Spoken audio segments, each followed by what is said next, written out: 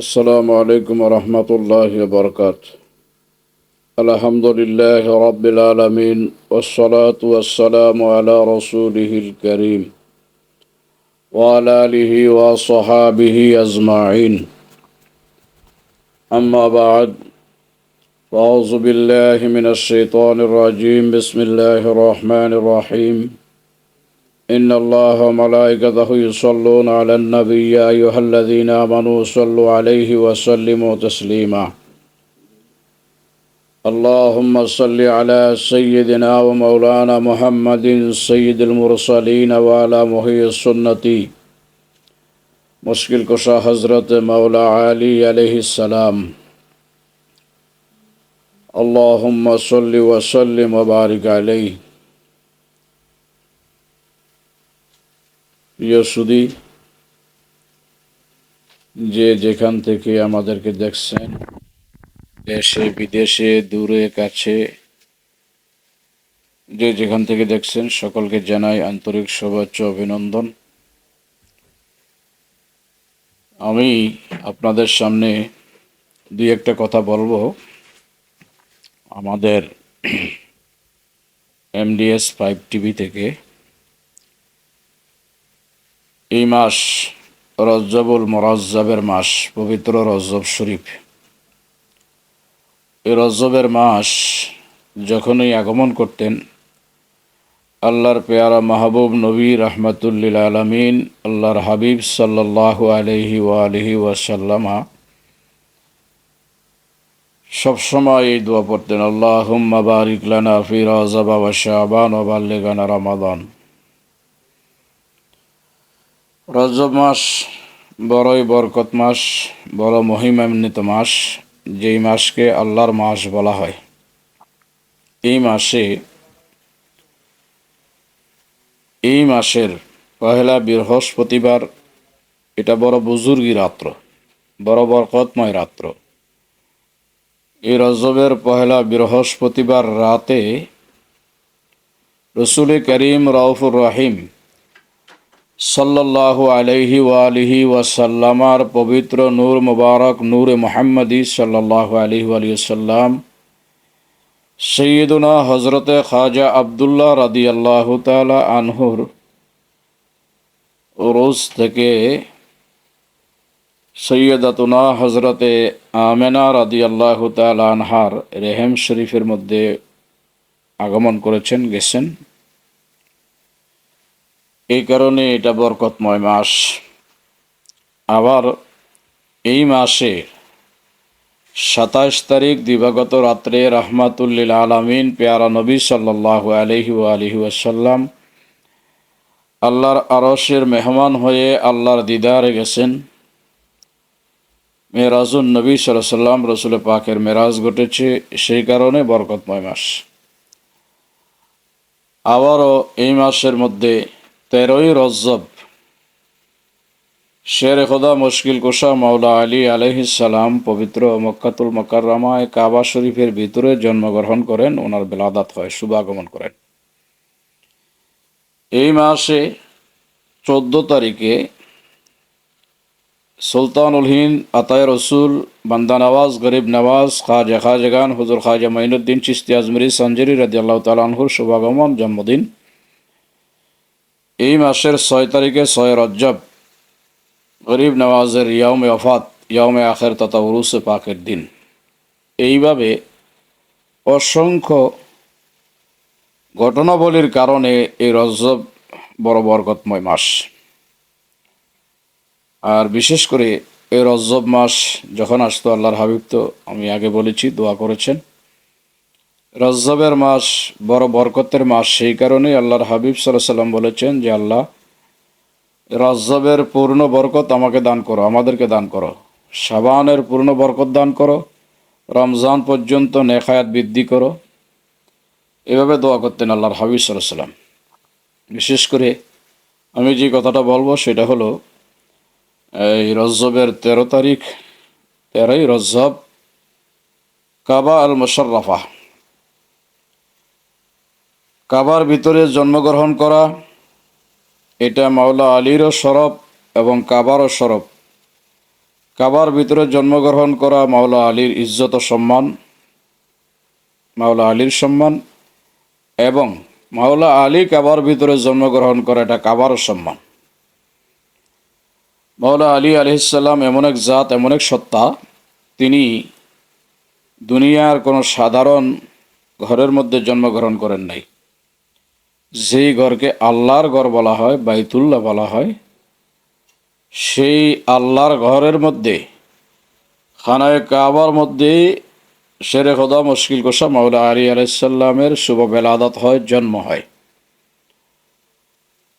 আমার নবীজির শাশি আম্মা হজরতে ফাতেমা বিনতে আসাদ রাদিয়াল্লাহু তাআলা আনহার রেহেম থেকে কাবা শরীফের ভিতরে মাওলা আলাইহিস সালামের জন্ম হয়। সহিহ সনদে তারিখের কিতাবগুলোতে এভাবেই বলা আছে যে মাওলা আলীর জন্ম পবিত্র কাবার ভিতরে। এটা অনেকেই অস্বীকার করেন, বিশেষ করে খারিজি যারা রয়েছে তারা অস্বীকার করেন।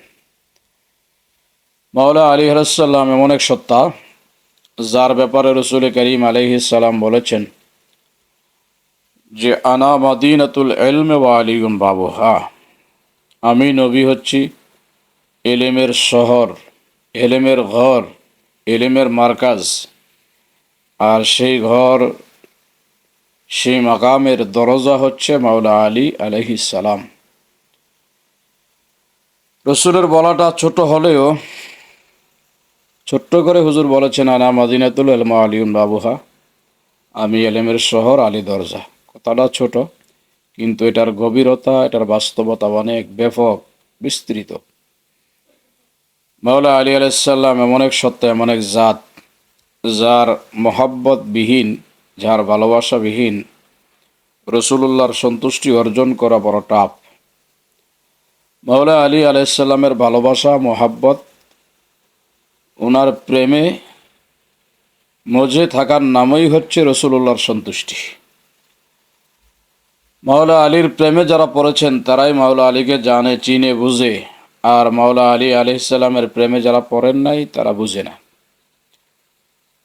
মাওলা আলী আলাইহিস সালাম এমন এক জাত, এমন এক সত্তা, যার প্রেমের বন্ধনে আবদ্ধ হতে পারলে তার জন্য জান্নাত গ্যারান্টি, জান্নাত নিশ্চিত।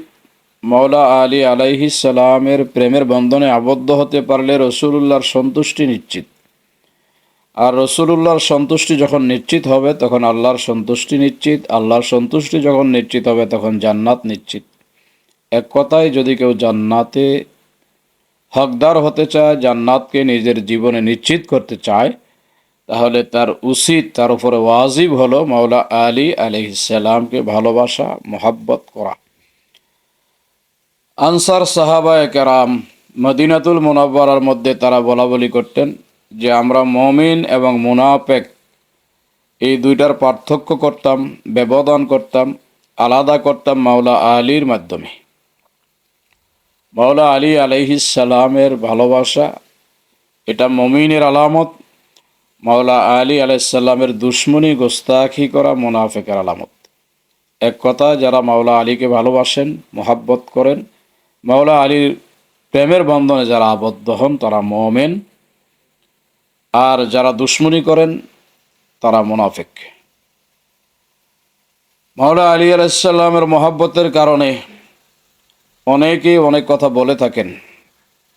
বাজান, আপনি বলতে পারেন, বলা আপনার বাকস্বাধীনতা, বলতে পারেন আপনি, কিন্তু বলতে পারেন, কিন্তু ইনসাফ থাকা দরকার। আপনি একটু কোরআন খুলে রসুলুল্লাহর লক্ষ লক্ষ হাদিস থেকে কিছু হাদিস আছে, সেগুলো আপনি একটু পড়ে দেখেন, তাহলে মাওলা আলী আলাইহিস সালাম কি, কেমন সত্তা, কেমন জাত কিছুটা হলেও অনুভব হবে। শুধু শুধু মানুষের উপরে মিথ্যা তহমত দিয়ে মানুষের মনক্ষুণ্ণ করা, এটা ইসলামে একেবারে অবৈধ, এটা বৈধ নয়। আপনি মাওলা আলী আলাইহিস সালামকে ভালোবাসতে গেলে বিভিন্ন মিথ্যা তহমত, অপবাদ দিবেন, এগুলো হচ্ছে একমাত্র খারিজিদের আলামত, নসিবীদের আলামত, জাহান্নামী ফেরকার আলামত। তো আপনি কি জন্য নিজকে জাহান্নামী বানাতে চাচ্ছেন। এই জন্য মাওলা আলী আলাইসাল্লামকে ভালোবাসেন, মোহাব্বত করেন। হয়তো আপনি বলবেন যে মাওলা আলীকে ভালোবাসার হুদুদ সীমারেখা। বাজান, মাওলা আলীকে ভালোবাসার কোনো সীমা রাখা নেই। মাওলা আলী আসাল্লামকে ভালোবাসার কোনো সীমা রাখা নেই। জান, জীবন, যৌবন, ধন সম্পদ সব উজাড় করে, মনোপ্রাণ উজাড় করে মাওলা আলীর ভালোবাসেন। ভালোবাসতেই হবে। মাওলা আলীর ভালোবাসা প্রমাণিত হবে ওনার আলোচনা, ওনার তাস্করা, ওনার জিকিরের মাধ্যমে। রসুল করিম সাল্লাল্লাহু আলাইহি সাল্লাম বলছেন যে মাওলা আলী আলাইসাল্লামের চেহারার দিকে তাকিয়ে থাকা ইবাদত। শুধু চেহারা নয়, মাওলা আলীর দিকেই তাকানো ইবাদত। মাওলা আলীর জিকির করা ইবাদত, ওনার তাস্করা, ওনার আলোচনা, ওনাকে স্মরণ করাই ইবাদত। এই জন্য মাওলা আলী আসাল্লাম 21শে রমজান শাহাদাত বরণ করেছেন, সেই দিনকে স্মরণ করেন। মাওলা আলী আসাল্লাম 13ই রজব পবিত্র কাবা শরীফে জন্মগ্রহণ করেছেন, সেই দিনকে স্মরণ করেন। সৈয়দা ফাতেমা সালামুল্লাহ আলাইকা স্মরণ করেন। ইমামে হাসান, ইমাম হুসাইন, ওনাদেরকে স্মরণ করেন। আহলে বাইতকে স্মরণ করেন। আহলে বাইতের ভালোবাসা ফরজ। আহলে বাইতের ভালোবাসা ঈমান। শুধু ঈমানই নয়, ঈমানের মূল। নবী, আলী, ফাতেমা, হাসান, হুসাইন পাক পাঞ্জাতনকে ভালোবাসা হচ্ছে ঈমানের মূল। ইনাদের ভালোবাসার নামই হচ্ছে ঈমান। ঈমান যার থাকবে তার জন্য নামাজ, রোজা, হজ, যাকাত, দাড়ি, টুপি, জুব্বা, পাগড়ি, আবা কাবা সব আছে। যার ঈমানই নাই তার কি থাকবে আর? সেই ঈমানের নামই হচ্ছে পাক পাঞ্জাতনের মহাব্বত, ভালোবাসা। আল্লাহ বলেছেন, কুল্লা সালুকুম আলাইহি আজরান ইল্লাল মাওয়াদ্দাতা ফিল কুরবা। হে রাসূল সাল্লাল্লাহু আলাইহি ওয়া সাল্লাম, আপনি বলেন যে আমি তোমাদের কাছে কোনো পারিশ্রমিক, কোনো বিনিময় চাই না। হ্যাঁ, একটা জিনিস চাই, সেটা হলো আমার নিকট আত্মীয় যারা রয়েছে, অর্থাৎ আলী, ফাতেমা, হাসান, হুসাইনের মহাব্বত, ভালোবাসা চাই। আমাদের কাছে আমরা উম্মত মনিব হয়ে গোলামের কাছে, মনিব হয়ে গোলামের কাছে ওনার বংশের ভালোবাসা চাইলেন। এই জন্যই বড় বড় আইম্মায়ে কেরামরা বলেছেন যে রসুলের বংশ ইবাদতের অংশ। রসুলের বংশ হচ্ছে ইবাদতের অংশ।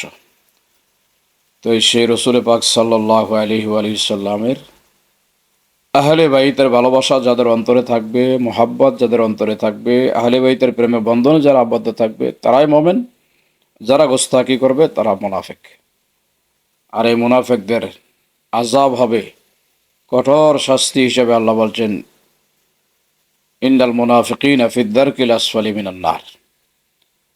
জাহান্নামের সর্বনিম্নে যেটা স্থান, সেই স্থানে আবদ্ধ থাকবে মুনাফিকরা।